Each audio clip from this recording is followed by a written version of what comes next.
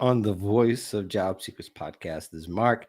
And of course, if you have any questions, you can contact me at mark at thevoiceofjobseekers.com. And also, you can contact me on LinkedIn. This is a LinkedIn live stream. It's also streaming to Twitter and YouTube. So you should be able to see where you're at and participate in the chat. If you have any questions, we'll try to get to you. Otherwise, we're on a little tight window, and I don't want to keep Amanda too long. This time, I'm not talking to you, Amanda, from a hotel room. I think the last time I talked to you. Yes, that's right. So that's probably a very good thing. In the meantime, welcome back to the show. Thank you so much for making some Thank time for me to go over the survey that Top Resume had just recently done, because there's three parts to this, and apparently we're talking more about the third, about more or less what the employers want from candidates, pretty much, right? Yeah. What are the soft skills? So, when we started this three-part series, the idea was really just to gain a better understanding of what employers are looking for in general when Hmm. recruiting in today's market.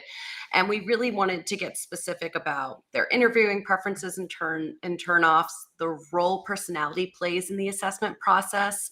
And the third part, which we're really going to focus on today, was about what are those soft skills or even those personality traits that are considered most valuable when assessing potential talent to join the company. So that's really what we were focusing on in this part. Right. Now, when we're talking about soft skills, let's make sure we're differentiating between, I know it might be a silly discussion, but sometimes you have to differentiate between what's a hard skill and what's a soft skill. And really, for most people, they can relate to it most as transferable skills.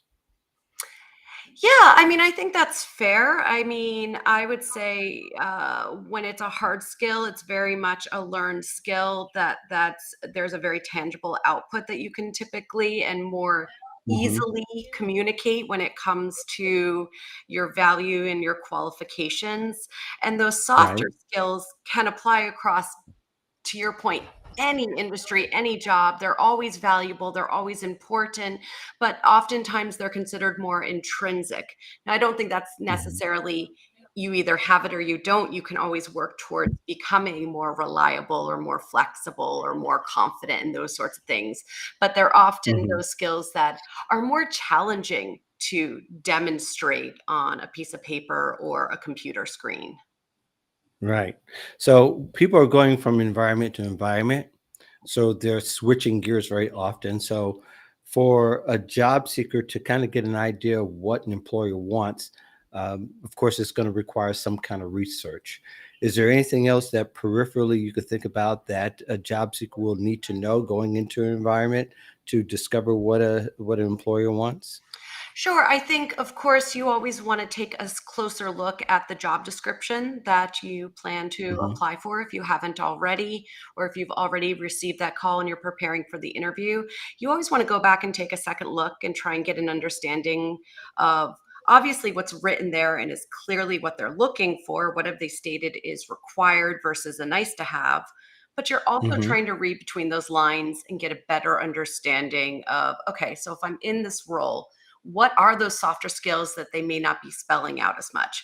For instance, am I going to be dealing in a high stress environment? Am I going to have to prioritize various projects and think on my feet? Am I expected to be a creative problem solver? Is it clear Hmm. that this is a role where I'm going to need to be very adaptable? And going back to the survey from Top Resume, when we asked employers and hiring professionals, what are those traits? What are those soft skills that impress most when hiring? Hmm. Adaptability was the number one. And what's interesting is our sister brand, Top Resume, ran the very similar survey back in 2019 before the pandemic. Adaptability didn't even make the top five, and now it's number one. And I think that that's interesting to note. But if you're trying to figure out Hmm. what's specific to a particular company besides these overarching themes we're seeing based on the survey data, it's also important to look at your network. Do you know anybody who currently or previously worked for that company in some capacity? Could they provide you any intel, not just on what it takes to work at that company, but some better insight on what their hiring process may look like, so you will feel better Hmm. prepared for that situation. Can you go to Glassdoor or In Her Sight, SIGHT, or Hmm. Comparably, or any of these other company review sites, which will offer some more information and insight into the culture behind that organization, as well as their interview process. So, again, you have that information in the back of your head. And when you're preparing for the interview, you can think about how you can weave some of this information into that conversation. Yeah, I think where people begin to tip off or begin to get some more clues is really look at some of the conversations that are being had regarding the company or between employees, and Yes. getting to LinkedIn is kind of that view that you can have, even a first person view where you can actually talk to people of companies. But a lot of people are afraid to do that particular step because it's, you feel like you're infringing upon somebody else's space. That might be a little true, but people on LinkedIn also kind of know now that's also part of the game in which you start to have those conversations, even if they're in within a group, or even if they're outside a group, but you grew some familiarity with someone on LinkedIn and then you went outside of that environment. But anyway, LinkedIn has kind of become that tool that people can go to really get a firsthand, because you don't even need to talk to someone, right? You can You can connect with avoid. someone and kind of look at their last few months conversations to see what they're talking about. And there's other places too you can use, sure, you can use, but LinkedIn seems to be that universal workplace now that we all wish we had when we were all first coming up That's after very school, fair. right? I mean, what better way to get to get some better insight into, say, your future, your prospective hiring manager than to follow them on LinkedIn and see what they're putting out there? What are they saying about the Absolutely. company? What what are they actually taking the time to post about and put original content on? Because that gives you great insight to what they care about. And what's nice is that LinkedIn does have that. Obviously, it's got a professional, it's primarily professional, but you're seeing people Hmm. more open up about other things these days. Excuse me, even if it's the triathlon they participated in or their beloved pet. And so you're seeing a little bit of that stuff start to come through a lot more in recent years. And I think that's always interesting and helpful because it's also helping you find bridges between that individual so that when you do have that conversation, you can more quickly build rapport. Excuse me. Oh, that's all right. Do your thing. I was going to insert that I call it professional, and that's PRFESSIONAL. That's personal, confessional, you know, professional, in the sense that people are giving an idea now, giving this window, said this is who I really am. Now, there's argument about how fruitful that can be, but for sure, it definitely gets more engagement from other people outside. So, wow, this is a real person, and I can relate to this person. Let me go ahead and connect with this person. And I think that makes that other conversation about adapting to a new workplace and finding out more intel about the company and its culture than drawing them into you personally, because a lot of times that leads to other conversations that are very productive and useful for that job seeker. Yeah, I 100% agree. I think for so long there was a very big brick wall in between your personal and your professional life and the brand that you portrayed in your professional life. And Hmm. with the pandemic, with being forced to work from home, with the changes, that brick wall had to come down and those lines have continued to blur. And in some ways, yeah, it's probably not for the best, but in a lot of ways, it's humanized the workplace. How many Yeah, times have you had a pet or a child pop up in a video when you're speaking to somebody or you're in a meeting? It's just more natural these days. And while that could have been the worst thing that could have ever happened to you years ago, now it's, I think there's a little bit more acceptance and it does offer a little bit sure. more insight into somebody's real personality. What is it like to truly work with that individual?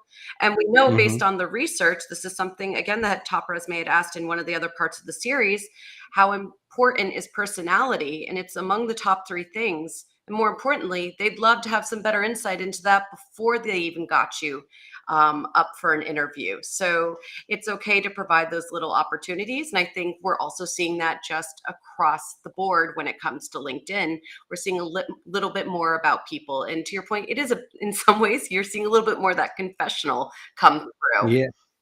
Yeah, yeah, I think, well, I won't go into personal, conjecture here, but I think it would kind of have to do with adaptability and perhaps why employers are are really attracted to, and how would a candidate show adaptability to the workplace, to the work? Yeah. What does that mean in a skill matter? Yeah. So it's interesting because it wasn't necessarily on the radar even 3 4 4 years ago, and now it's the Mhm, number one personality trait or soft skill that we're seeing employers really look out for and prioritize. And I think there are a few reasons for that.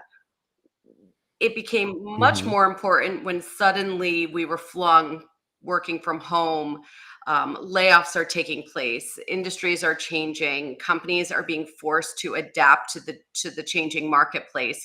And wouldn't you know, their employees also have to adapt, or they're not going to stay there very long. So whether it's your workload changing, your role changing, how deadlines are being met, people are expected in the workforce to be a bit more adaptable and flexible and have that open mind, and to understand that you may have to pivot.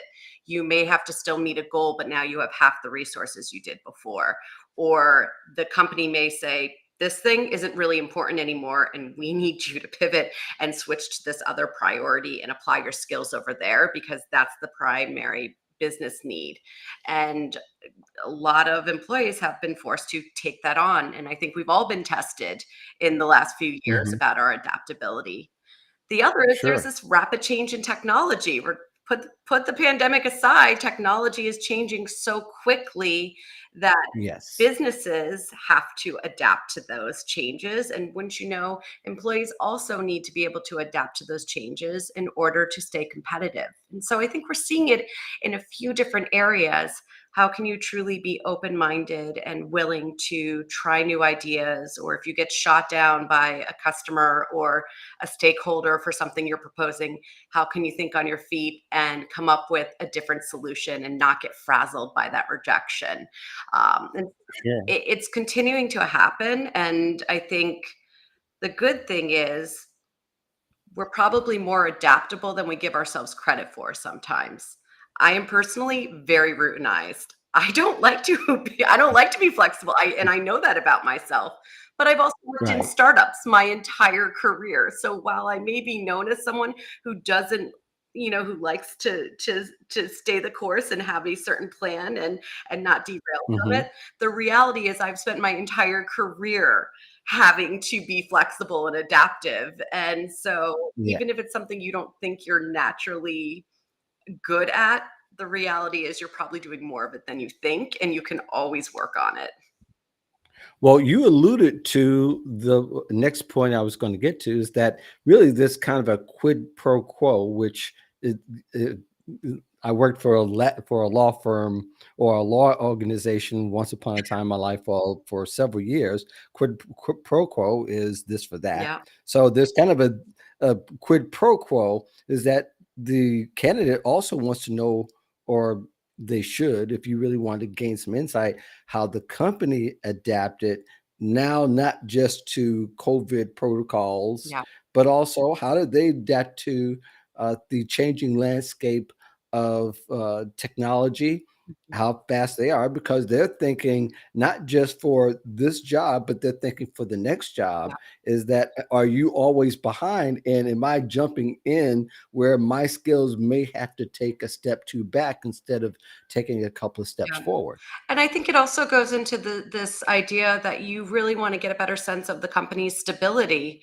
That if Yes. I'm employed and I'm looking for a new job, I want to make sure I'm not leaving one position to go to another company that and find myself unemployed 6 to 9 months later. And Right. while we nobody has a crystal ball and you can't guarantee anything, you're always trying to look for those signs that one, the company is stable, that Mhm. that, and that two, that its workplace culture is one that you really buy into and that you want to work within. And so I think adaptability comes into both of those areas.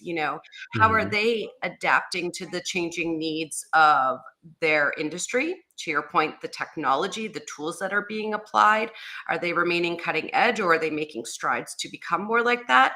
But also the changing needs of its workforce, whether that's its actual work environment, remote, hybrid, in office. What does that look like? How are they adapting to that? We keep seeing that pendulum swing one way to another. Everybody was remote, and now I'm hearing news of many companies trying to force people back completely into the office and putting their Yeah. foot down. And it's the pendulum just keeps swinging. So, what does that look like? Mental Yeah. health support. This is the month to think about that. How are they adjusting to that priority that's really been placed upon employers, or this need that's been placed upon employers, as well as Mhm. DEI, right? These are all things that have taken on greater importance and value for so many candidates out there. Um, has the Mhm. company addressed those, or is it falling on deaf ears? So I see all of Yeah. those as their ability to listen and adapt to the changing needs of not only the marketplace, but also their workforce.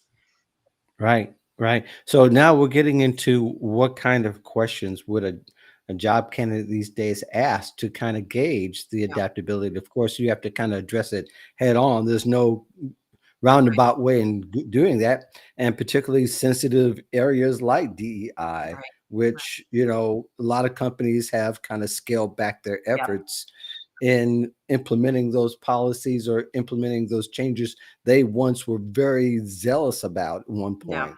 They've gone from that point. I mean, that kind of gives a clue for that person who really values that part, what that really says about the company. Are they truly talking that, or truly walking that walk, or is it simply talk and they're throwing something on their careers page Right, you right. know, to check Or box, which, right, or if they had 3 years of DEI, what did they yeah, learn? yeah, And that could tell you a lot about their adaptation yeah. to the times and to understanding. And, they say we promote great culture, but if you didn't learn anything from DEI and you had to lay people off because of that, that kind of speaks for itself. And that's the kind of language that the job seeker should be trying to understand and trying to parse out Yeah. between the good and the I bad. think just like an interviewer or employer or recruiter is never going to turn to a candidate and say, "Are you adaptable?" or "Tell me how it are you." You know, Yeah, yeah, you can't ask that same blunt question to an employer or a recruiter, whoever is being, you're being interviewed by. But I do think there are questions you can get at as to, what steps have you taken in the last 12 months toward, increasing your DEI programs, and what have you learned from them? There's always, of course, yeah, background information you can do, just looking at what is the diversity of that, of its management structure, its executive team. Who are you talking to during the interview and application process? yeah. If it's all white guys, chances are that's an indication they really haven't changed. But having said that, though, I'm glad you said that. That goes to a candidate being able to getting the candid answer from an employer Yep, and what that actually says about the employer. If I don't get a candid answer, and that goes both yep, ways, if each of you're not getting the really honest yep, answer, not let's not say open because that's too open. right, Let's say get the real honest yeah, answer, then you know understand that people are going to be skeptical, uh, 100%. and the right candidate is going to be skeptical, Yep, and it's going to go both ways. So yes, this is probably a dance that candidates and employers are going to do for a long yep. time. I mean, everybody on both sides. I always say that interviewing is a two-way street, right? You're both Absolutely, interviewing one yes. another, and in both instances, Authenticity is important. Honesty is Yeah. important. And you know what? Both sides can typically tell when the other side of that table or screen is giving you that little sound bite that they've rehearsed that rings hollow, that doesn't ring true. And I think that's so Yeah. important. I mean, again, going back to what are the traits that impress most? Number one may be adaptability, but number three is authenticity, and number five is honesty. So wouldn't you Hmm. know that that's so important? And I think of that especially in the context of Chat GPT these days, and Yes. how things can just be spat out and look, they can look polished and they can look nice, but do they ring true? Do they really describe you? Is it really, can you really speak to your resume with authenticity? And I think Hmm. that all comes back into play in the same thing. If someone's asking you, how adaptable you are, or, tell me about a time when you've had to juggle competing priorities. What did you do? Tell me about a time when things didn't go your way, or your Hmm. idea was rejected. How did you handle that situation? These are all ways that you can demonstrate how adaptable you are. But more importantly, if it didn't work out well, what did you learn from that experience? And what would you do differently next time? And I think, to Yeah. your point, with Oh, and through your programs, right? Through DEI mhm, efforts, right. or if it's mentorship program, whatever it might be, um, it's fine to admit that it didn't all work out great. The What's really important is to acknowledge that, to acknowledge what you learned, and to explain what you would do differently, or what the company is planning to do differently in order to, have a better outcome the next time around.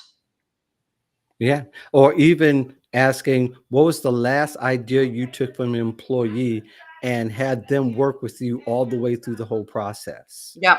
That can tell you a lot about how they value their employees, and if they have a hard time answering, that's your Yep. answer. Yep. And, Oh, and unfortunately, I understand that very held close to their chest. But these days, the biggest lesson I think we've learned over the last 2 years, good employees and good candidates will too.